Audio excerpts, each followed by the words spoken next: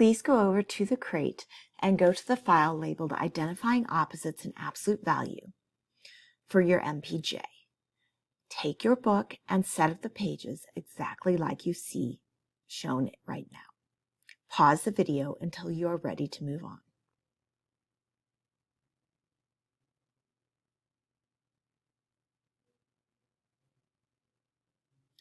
Identifying opposites and absolute value. Whole numbers are simple positive numbers. For example, 0, 1, 2, 3, 4. Integers are whole numbers plus negative numbers, so -2, -1, 0, 1, 2, etc.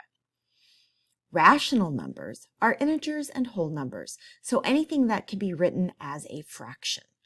-9, 0, 42, 1/3, 25 hundredths. In order to find the opposite of an integer using a number line, we count the same number of spaces from 0, but in opposite directions. The same goes for rational numbers. Since all rational numbers can be written as a fraction or decimal, they can be plotted on a number line and counted in the same way. This method for finding the absolute value of a rational number is identical to the method for finding an integer's absolute value. Graph each number on the number line, then use the number line to find each absolute value. Our first problem shows -4 and 5/10. To graph the number, first find -4 and then halfway between -4 and -5 and place your dot. Remember, we're counting from 0, so its distance from 0 is going to be 4 and 5/10, always a positive number for absolute value. Our next number is 1.5.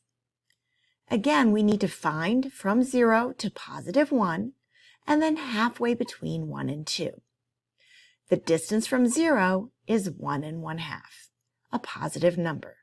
Notice I wrote this number as a decimal. It can be written either as a fraction or as a decimal. Our next number is 4. We're finding the dot close to 5, the 4. This number is 4 spaces away from 0. The last one is -3 1/4. This can be slightly tricky. I've enlarged the number line so you can see. If we start at 0, and we're going to move over to -3, which would be right here. -3 1/4 is just slightly past that.